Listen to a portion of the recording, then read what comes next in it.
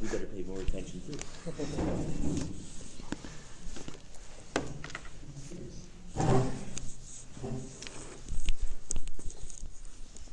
The last quarter of Parshas Metzora has on the surface nothing to do with the concept of neither the skin malady nor the homes having issues, really nothing with Saras altogether. From Chamishi and onward, we deal with the concept of personal ritual defilement. So a little word about the concept of Tumah, of personal ritual defilement and what that means and how that works, in order to be able to appreciate and understand to some degree the psukim that we'll learn today. All right, so in a word, to take something which is about as complex as nuclear physics and to break it into 2 sentences. The holiest thing in the world is life. And when there's a loss of life, there's a vacancy that's created, because life, so to speak, dwells within an area that's created here in this world. So when you have life here in this world, there has to be some kind of vehicle that holds that life, that conveys that life, that's able to maintain that life. And when, for whatever reason, the envelope that contains the life becomes too weak to hold on to the soul, which tugs in a different direction, what happens is that there's a separation of body and soul, if you will, or of spirit and matter, and the result is what we call death. So that's very broadly speaking. The Aviyah Veisatuma, the worst of all forms of ritual defilement, is death itself, human remains. And when the body that once contained a soul, a neshama, the holiest thing in the world, when that gets separated, so invariably, now that body and soul are separate, the soul goes its way, and the body has an enormous vacancy, enormous emptiness, the area that the soul once occupied. And things don't remain in one place. So if it's not being filled with holiness, so then the opposite takes root. And that's the basic concept of Tumah. Now, our sages teach us, and we see it in the Torah itself, but the sages teach us that the rhyme and reason behind various other forms of ritual impurity, which there could be as many as 13 or even 15 forms of ritual impurity, is that in some way it's connected to the concept of life and death. The Metzora, to be sure, is chashuv kemes. He's considered like death. So there's a loss of life within the person who's a Metzora, and that creates a vacancy within him. Because of that spiritual vacancy, that's where the dermal lesions appear, but that's where we have these other issues with the Chesterfield, or with wardrobe, even the home. And in that emptiness, in that vacancy, the opposite of holy forces dwell, extraneous forces are able to reside and to propagate. So it brings about ritual impurity. So what are extraneous forces? What are extraneous forces? Forces that are outside of Kedusha, outside of holiness. Extraneous means outside. Like a foreign force that's occupying, an occupational force. So it's not a void, it actually has a force there. But you can have voids, that's the thing. This world doesn't work with voids. Our world as we know it, every space gets filled. So it depends what you fill it with. A simple paradigm is the mind, which is always active. So either it's active with good things, or the opposite. It doesn't remain inactive entirely. There's a kinetic force, there's what they call nuclear physics. There's always movement. There's no such thing as emptiness, nothing. Nothingness doesn't exist in the world that we know as the Hashem created it. All right. So not only is that which was already alive and then body and soul separated, not only does that engender ritual impurity, but the Torah goes on to tell us that even something which is the potential of life already has a potential of holiness. And when that potential is lost, it also brings about ritual impurity. So this goes so far within the human being, not in the animal world, although certain animals, their death does result in a level of ritual impurity, like the carcass of a large animal or specific 8 rodents, that if you have the material that God engendered human beings, with which they can become carriers of or stimulate fresh life, bringing forth a neshama, that when there's a death of that or a loss of that potential, it brings about ritual impurity as well. Simply stated, the material of menstruation or a seminal discharge causes ritual impurity. And that's what the last quarter of Parshat Metzora talks about. It talks about the loss of the uterine lining, which could have cradled and enabled life to begin. And it talks about the loss of the male dischargement of semen, which could stimulate fresh life. And that's what the Psukim are about, and many, many, many details. So we're going to go to the very end of the Parsha. At the end of Parshat Metzora, chapter 15, in verse 32, it says the following. This is kind of a roundup verse after all the laws we talked about. And let me just give you one more little detail. So when it comes to menstruation, from a Torah perspective, there's two forms of menstruation. There's normative menstruation, and then there is non-normative menstruation. The latter has a greater amount of ritual impurity. The first is called nida, the second is called zava. And then when it comes to a seminal discharge, there is a normative seminal discharge, which brings a minor amount of tumah. And then there is an abnormal or unhealthy seminal discharge, and that brings a much more severe level of ritual impurity, taking longer for one to experience spiritual rehabilitation, and even possibly the need of an offering of a korban in the Beis HaMikdash. So that's called a zav, and a zav, and a big zav and a little zav. So there's the regular zav, and then there's the zav who's got real problems. Verse 32 says like this: Zeis Teiras Hazav. This is the teaching or the law, the rules of the zav. Va'asher teitzei mimeno shichva zera, and the person from whom, the male from whom, there is a seminal discharge, l'tam ava, so that they might be ritually defiled by it. So this is the rule about it, that if this and this happens, there'll be a tumah that's engendered. So Rashi says the following: Zeis Teiras Hazav. This is after all the culminating verses, the end of the verses of Parshas Metzora. After this parsha, we're going to finish talking about ritual defilement, personal defilement. We're going to go back to the original narrative of Aaron's sons. Achrei Shnei Mois Bnei Aharon. We talked about the idea of the Shekhinah being actualized, and then when we finished talking about that, we ended up with Nadav and Avihu passing. And then we started talking about kosher and non-kosher animals. And then we talked about forms of ritual purity and impurity. And then from there we went into talking about the Torah of the person, which is Parshas Tazria, beginning with childbirth, which is very similar to what we talked about this morning. And then from childbirth we go on to the idea of tzaras. And then from tzaras Adam, from the tzaras on the person, we went into tzaras begadim. And then we talked about the purification process. And then we talked about the tzaras that comes to homes. And then the latter part of Parashat Metzora speaks about the idea of seminal discharges and menstruation. And this is the roundup. And after this, we'll go back to, so what happened when Aaron's sons died? Here's the post-mortem. Here's what happened in the shadow of that event. And then we're going to start getting all kinds of mitzvahs about preserving holiness and what we have to do in order to live the kind of life that Hashem expects us to become like that personal mishkan. So Rashi says that when we speak about the concept of zav, we know there's two forms of zav, and there's two forms of nida. There's the nida and the zav. So Rashi says the following: Baal re'iyah achas, a person who has one sighting, which means there is a single discharge. That's what we're talking about here. That's the Teiras Hazav. Umahu Teirasei. Funny verse. It opens up, it says, Zeis Teiras Hazav. This is the Torah, this is the teaching, the law of the Zav. V'asher teitzei mimeno shichva zera. What's the teaching? The one of the Zav, and the person from whom there's a seminal discharge, l'tamava, they should be ritually impure, but it didn't tell us any details. So Rashi says, that is the detail. Umahu teirasei. What is the teaching? What is the rule? What is the law? V'asher teitzei mimeno shichva zera.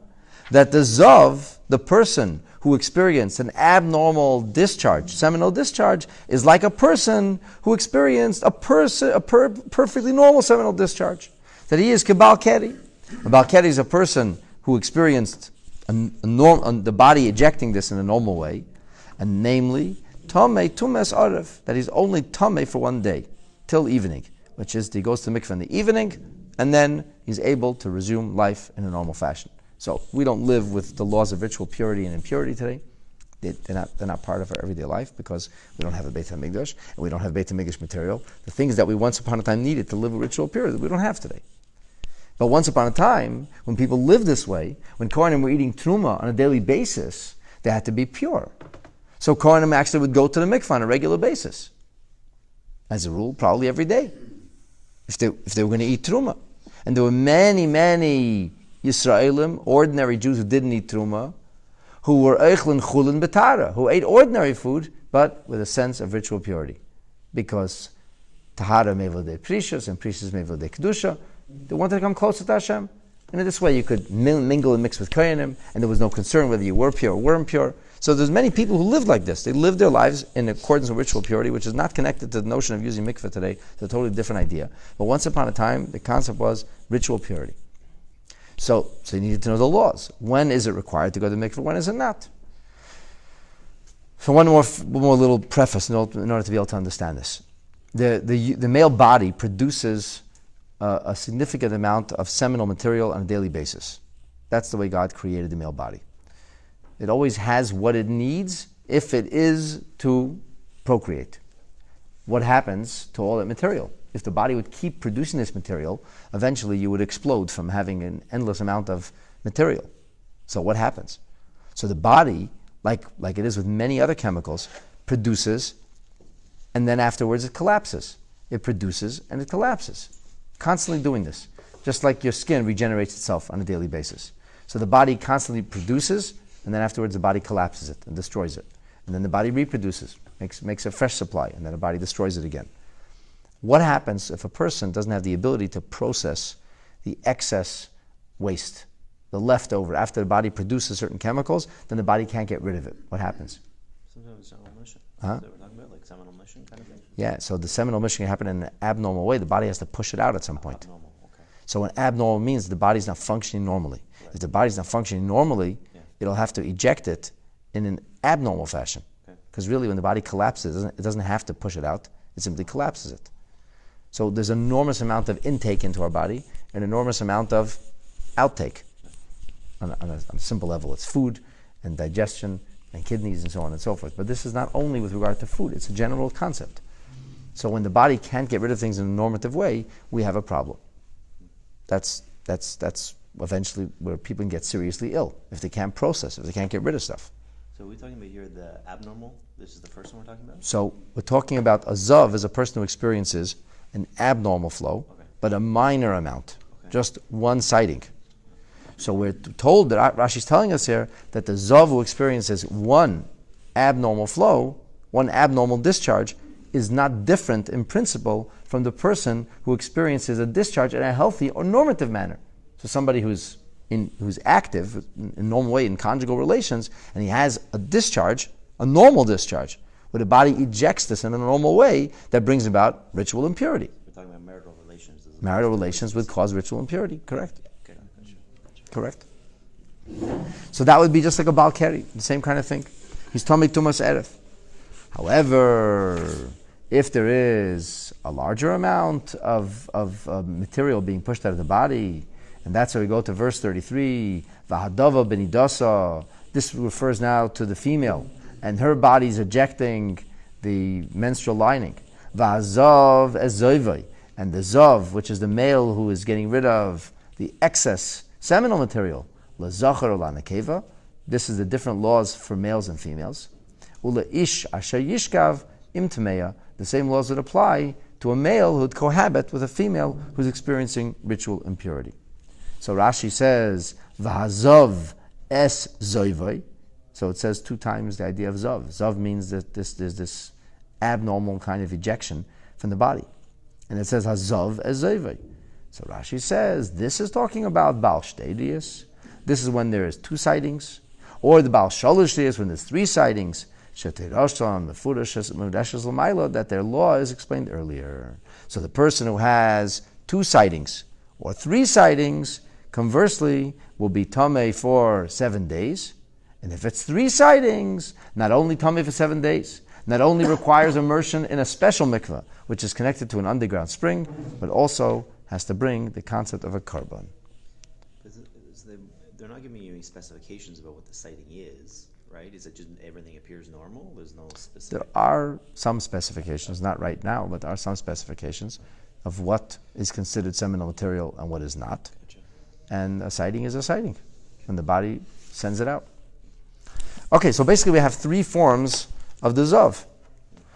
Form one of Zav is there is a single sighting. A single sighting of an abnormal seminal discharge is not different from a normative, a healthy seminal discharge. Then there's two sightings, got a problem, 7-day ritual impurity, special mikveh required, or three sightings, which requires not only 7 days in a special mikveh, but even a korban.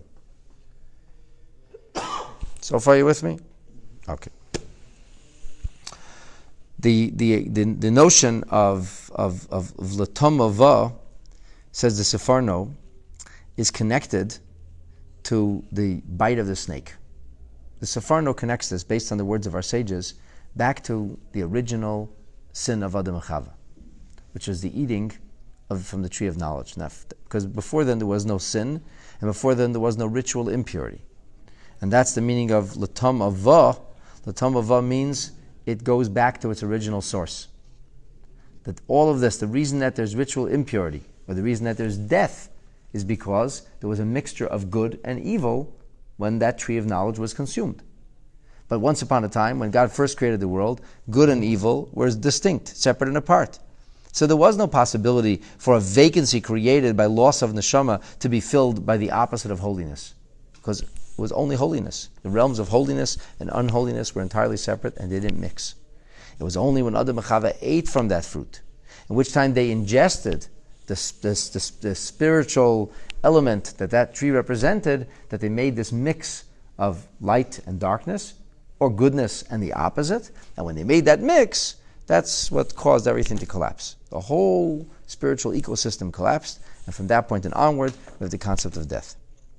For example, the Arizal famously delivered a eulogy for Rabbeinu Moshe Cordovero. And that's a whole story how that happened. The Ramak says, the one who'll see the fire, that's who should replace me. And nobody sees any fire, and they're about to bury him. And all of a sudden, this weird-looking guy goes, "What are you burying him here? The fire's over there." And they go, "You see a fire?" And he goes, "Yeah, it's right over there." So they said, "Okay, fine, you're the new Rebbe. Now eulogize the Ramak." He never met the Ramak. And he said, he gave a sermon, Kabbalistic dissertation on the words, V'solo eisi ala eitz. They hung him on the wood, which is a scripture that speaks about in the Megillah of Esther, Book of Esther, but everything has multiple levels, the truth, because it's Torah.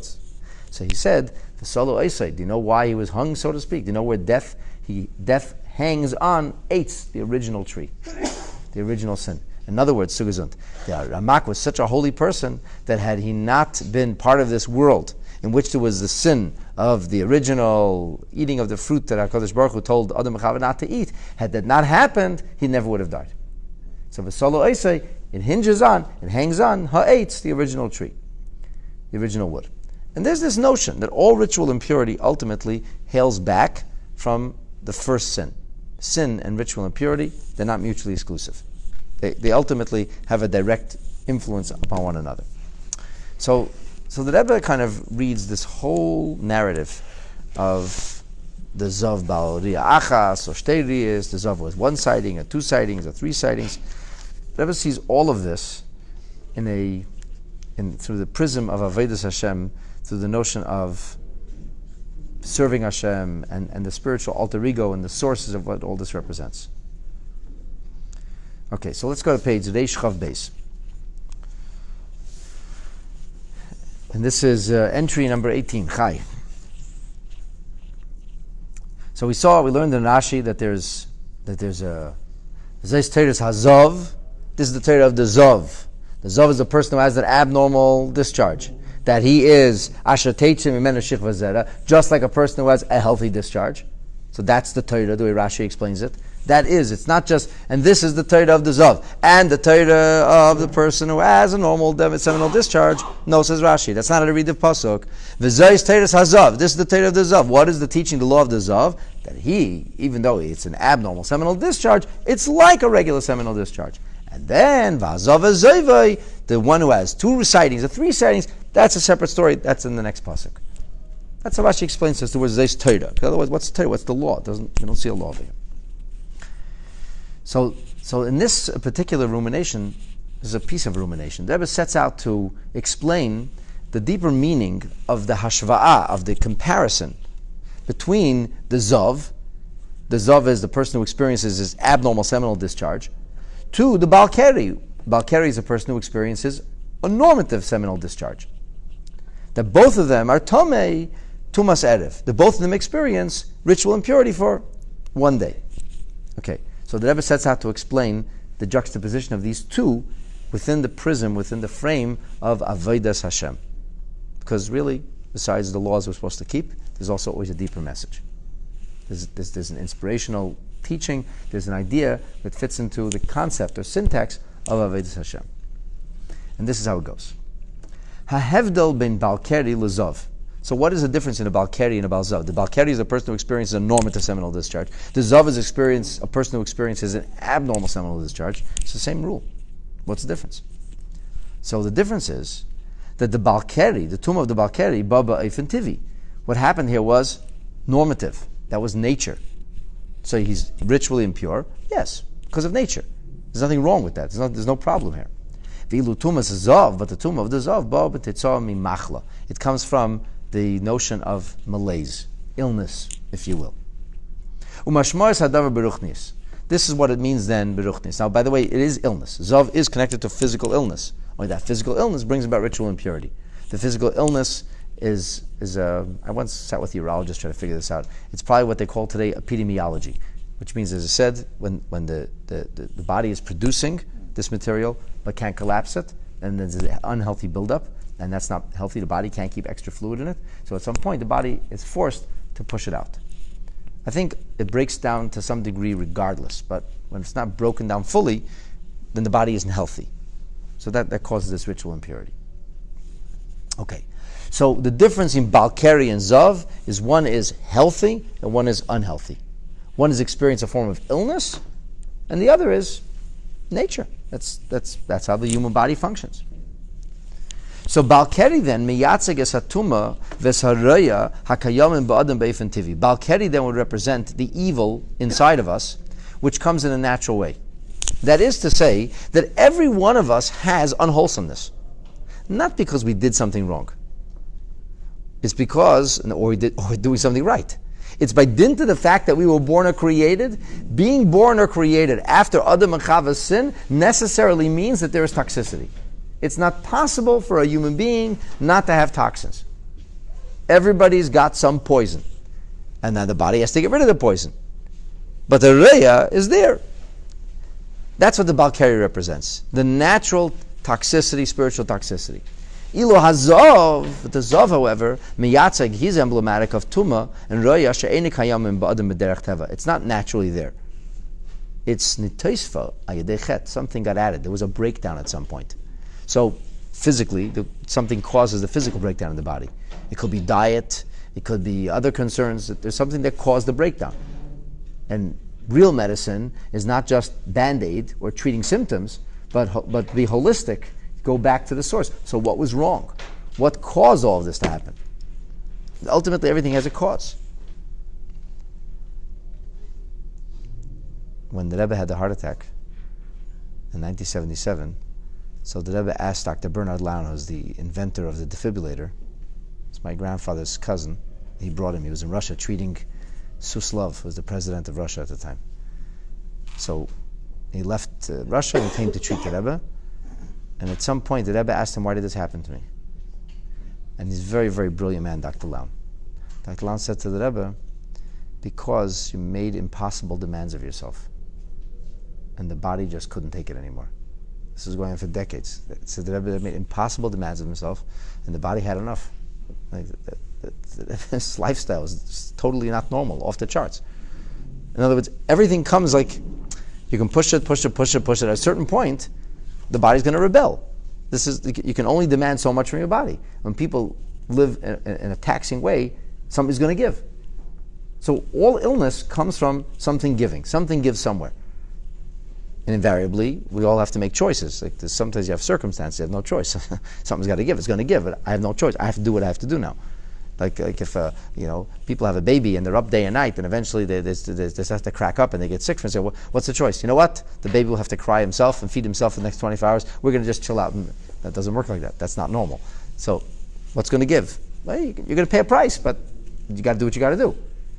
But something caused it. There was stress that was applied. It's not nature. It's what we call from an unnatural. It didn't happen by itself. It didn't happen in a vacuum per se. So the fellow who's the Zav represents an evil that didn't happen by itself. Something caused this. There was some breakdown at some point, somewhere. This ritual impurity didn't just happen by dint of birth. This tumah that adds to a person because of a lack. Chet doesn't have to mean a sin. The word chet is also the gematria of chesar. It means a lack of something. It also divides into two parts. There's a roya klali. There's the general toxicity or unhealthiness, imperfection. That's added to every single person by dint of forces that are larger than us, like the sin of the tree, of the original tree of knowledge. Or there's a raya sha'adam meisef ba'atzma aydei chet of shaloi. Then there's the problems you create. So there are problems that are created that are beyond you. There are forces that you cannot control.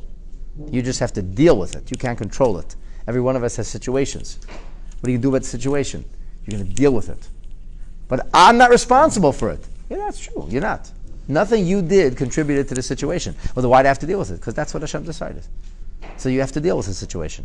Why was I born into a world with this sin? Why was I born into a world with this toxicity? Why do I have to be born into a world? I'm not Adam and Chava. Well, let them pay for it. It doesn't work that way. That's the reality. Hashem put you in this situation. Now deal with it. And then there are circumstances that we create. The bed that we create and we have to sleep in. But really, we are ones responsible for it. And it's a little different than the circumstances beyond our control. We have to cope in both situations, but in one we have to take responsibility for. In one, we contributed towards the current reality. And that's the difference, metaphorically speaking, between the Zav, Baal Re'iyah, Achas, and a Baal Keri. As a result of that original sin. And the tumah shehechde ba'adam, the ritual impurity that it engendered or permeated the person with. Yeshna matzavim, there are situations. Shebehem nitfalim lenafshe shaladim inonim shlilim. That sometimes negativity attaches itself to a person's soul. Ve'ein b'keiche lehimanim mehem lachlutin. It's impossible to avoid it. It is what it is. You cannot get away from it. Ella. Shekol oid meduber mikrim nadirim. As long as it's something which is rare, that happens not by a person's choice, who nechshav lezav Baal Re'iyah achas bovad. In other words, the Rebbe says like this: there are sometimes circumstances of a situation which are not normal, but at the same time, I still didn't choose them. It's not nature, but I'm not really responsible for it either. It's an abnormal situation. It's not predictable. We didn't expect this, but at the same time, I couldn't have prevented it. So there's the broad situation, the notion that there is ritual impurity in the world. And then there's my personal situation, that I have to deal with. And my personal situation is not always the result of my doing. And this is what the Torah means to teach us. That the Zav, Baal Re'iyah Achas, which is not a person who's experiencing this common abnormality, but it's a rarity. It's one-siding. Who Kedim Baal Keri. Even though this is my personal situation, not the global situation, but in both cases, it wasn't choices that I made. Since this is tumash and nitfala ala adam shleimir tzayni, since this is a ritual impurity that's engendered or comes to the person without his or her free choice, kititzah mechet tzadas, which comes ultimately, if you trace it back to its original source, to the sin of the tree of knowledge, not as the result or direct result of the bad choices you made, then that too is deemed to be natural. And that's why the Zav is like a Baal Keri. Because the Zav, who has only one sighting, it's such a rarity that we cannot say, that's your doing. Even though it's not actually normal. And not everybody deals with this situation. But even that situation, as long as it wasn't my doing, is still considered the forces that are arrayed against me, forces that are beyond me. But when a person experiences 2 re'iyos or 3 re'iyos, when it starts getting regular, this starts happening with regularity, when it's regular, then you're responsible already. And this is it's almost like a redemptive teaching, because sometimes things happen to people, and you didn't want this to happen, and it's not what you intended, and it makes up for a shortcoming and a loss spiritually, and people feel frustrated. They feel responsible. It must be, if something's happening to me, it must be my fault. I must have done this. I must have brought this upon myself. And Torah says actually it's not necessarily true. The Zav and the Balkari are on the equal footing. One is a global situation, and one is very local. But if it's something that happens, and with very, very rare occasion, then ultimately does not bespeak your own misdeed. It's not that you dropped the ball. However, if this starts happening with regularity, and this is not a rare occasion, but rather an everyday occasion, Baal Shtei is, Baal Shalosh is, well, in that case, it's another story already. Then you have to take responsibility. Then you can't just blame this on the tree, and you can't blame it on the Mechava, and you can't blame it on circumstances, and you can't blame it on powers to be, or that which is beyond me. In that case already, then a person will have to take full responsibility. And this is... And then you need to bring a korban, and you need to go out of your way, and you do extra things. That's already not simple at all. Anyway, this is I think, somewhat inspirational teaching that lifts it out of some of the most arcane and challenging details of the Torah. And that's inspirational in and of itself.